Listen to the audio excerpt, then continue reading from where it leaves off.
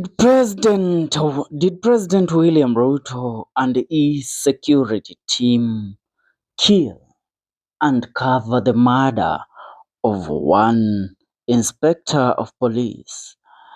Bwana Nicholas Aguk Obala was killed in a presidential convoy incident last week.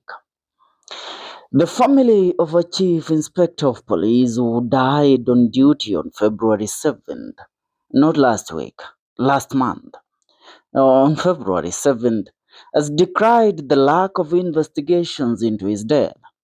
Chief Inspector Nicholas Aguk Obala, the base commander at Embakasi Police Station, reportedly passed away as he was working to facilitate the presidential convoy at the Jomo Kenyatta International Airport, JKIA.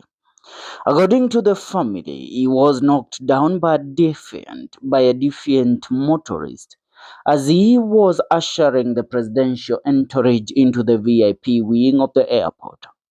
His family alleges that the entire presidential motorcade harshly and inconsiderately passed the injured officer who had been hit by a defiant driver.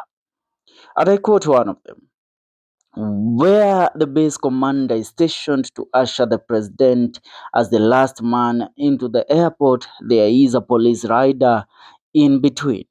So this defiant vehicle, the order of the first police officer, said Inspector Obala's cousin Dixon Mbori Aomo.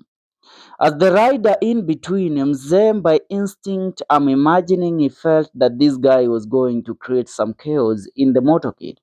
So then he went into the road to stop his vehicle, which allegedly ran over him and went.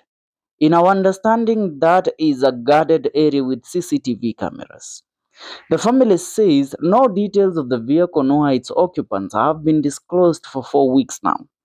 And I quote them: we are worried as a family that in a presidential motorcade where we have an officer who has served for close to 30 years, such an incident would take place without noticing the vehicle that was involved. And secondly, without anybody bothering to at least check on what had happened keen so that keen and immediate attention could be given to the victim. Inspector Obala's son, Vikins Bondo, stated. Aomo added, when we demanded an explanation, we were told that the CCTV cameras were showing blurred images. The apparent inaction by the relevant departments has raised suspicions of a potential cover-up. That he was ridden into the hospital without his trousers.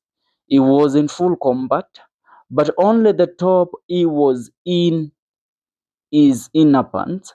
The trousers were allegedly taken off. I don't know for what reason. When we went to the police station to clear his possessions, we were told that they had washed the trousers, taken them to a laundry, and we were given all his uniform already cleaned, I almost stated. Now, there is some cover up in this accident. We are not seeing clarity. We are not seeing any report given to us, and that is what is bringing a lot of suspicion in the family. That maybe somebody knew what was happening. So there needs to be clarity on whether there was a conspiracy to eliminate him from his workplace. And if there was no conspiracy, then the Embakasi East Police Station traffic headquarters and all relevant security apparatus should be able to explain to the family what exactly transpired. So far, the DPP, Director of Public Prosecution, together with the Inspector General of Police, have confirmed receipt of the complaint with a requiem mass to be conducted at the Nairobi Central SDA charge. The family of Chief Inspector Nicholas Aguk Obala faces a dilemma of whether to push for an expedited investigation or to mourn their loss with an unanswered question lingering. Now, this is a soldier. This is a man that dedicated his life to the service. Now imagine you controlling the motorcade of the president, and somebody hits you there they leave you there. We can say yes, the security protocol of the president, you are not allowed to make any stopover, because that might be even a setup for an assassination attempt on the president. But if we all say in humanly voice possible that there might be some foul play that was alleged to be being, so how could they? I mean, the presidential motorcade, all of them, this man was clearing the way for you. And as you could have seen, the man was wearing the police uniform. So there is no way that he was a terrorist. There is no way that he was a security threat to the president. They would have just been human enough to at least try and see whether the man was good, or to try and give him some medical attention, to try and rush him to the hospital. But that did not happen.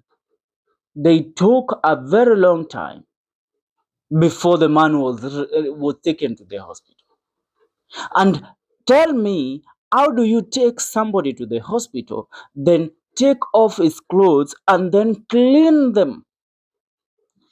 And when the family comes, you give them clean clothes, mnawambia ati tulipeleka nguo laundry zikafuliwa ndio tumewaletea. What kind of a cover up is he? And that's why the family is asking, Mr. President, together with your motorcade and the security detail, you should give us an explanation to what happened to one officer, a book. Because this is something that we are not all going to sit down and just watch as it unfolds before our eyes, because it doesn't sit right with the family on how one of them was killed in that accident. And they are even suggesting that that might not have been an accident, that might have been a planned execution, that maybe somebody from his place of work was planning on taking him out. And that is why mtu alikuja tu akapita na yeye. Tell me, how do you run over, I mean, a, a full clothed police inspector ambaye kila mtu hapa nchini Kenya anajua how the security detail and I mean traffic police operates. So there is no need of telling us that ulipita na huyu mtu ati kwa sababu it doesn't make sense. What are Kenyans saying in regards to this story? Naona mmoja hapa akisema hivi, anaitwa Scholar Mora, anasema RIP soldier, the rotten government, you are protecting fails to protect the soldiers. Mauda Dalton anasema mambo ya polisi ni ngumu. Mwingine anasema this is very serious and unfortunate. Yeah, kwa sasa dau, achia maoni kwenye comment section. See you in our next video. This is the Kenyan Daily Report.